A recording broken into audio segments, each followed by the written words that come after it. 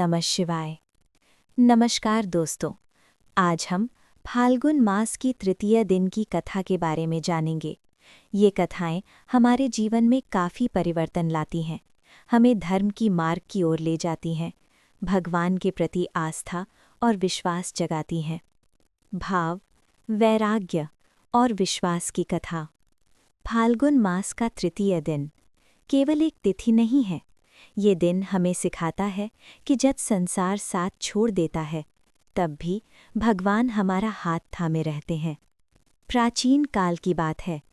एक छोटे से गांव में एक साधारण सा व्यक्ति रहता था। उसके पास न धन था, न पद, न ही किसी प्रकार का अभिमान, पर उसके पास था अडिग विश्वास। वो प्रतिदिन भोर होते ही उठता, अपने कर्मों को भगवान को अर्पित कर जीवन की कठिन राह पर चल पड़ता।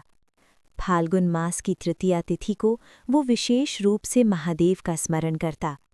उस दिन उसके घर में न अन्न था, न जल की अधिक व्यवस्था।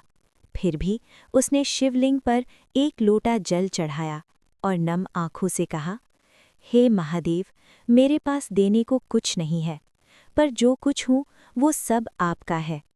भगवान शिव उस दिन उसकी श्रद्धा को परखने आए। वे एक वृद्ध साधु का रूप धारण कर उसके द्वार पर पहुँचे। साधु ने कहा, वत्स, तुम रोज भगवान का नाम लेते हो, पर तुम्हारे दुख तो फिर भी समाप्त नहीं हुए। क्या तुम्हारा विश्वास डगमगाता नहीं? भक्त की आंखों से आंसू बह निकले।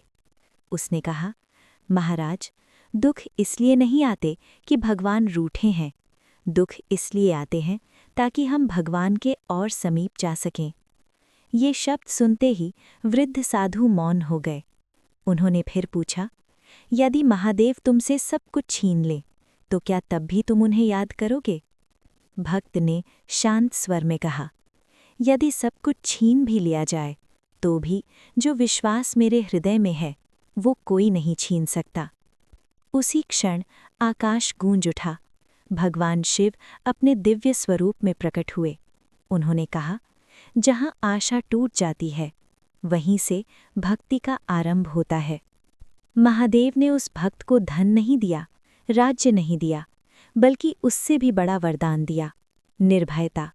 उन्होंने कहा, जो मुझे निस्वार्थ भाव से स्मरण करता है, मैं उसका पथ स्वयं प्रशस्त करता हूँ। उस दिन से भक्त का जीवन बदल गया।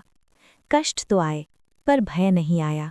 संघर्ष रहे, पर विश्वास नहीं डगमगाया।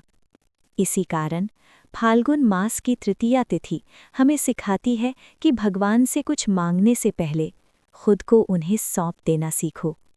भक्तों, यदि आज भी आपके जीवन में अंधकार है, तो समझ लीजिए महादेव आपकी परीक्षा ले रहे हैं, त्याग नहीं। मन से बोलिए, हर हर महादेव, ओम नमः शिवाय। आशा करती हूँ आप सभी स्वस्थ होंगे। आप सभी का दिन मंगलमय हो। भगवान भोलेनाथ आप सभी पर अपनी कृपा बनाए रखें।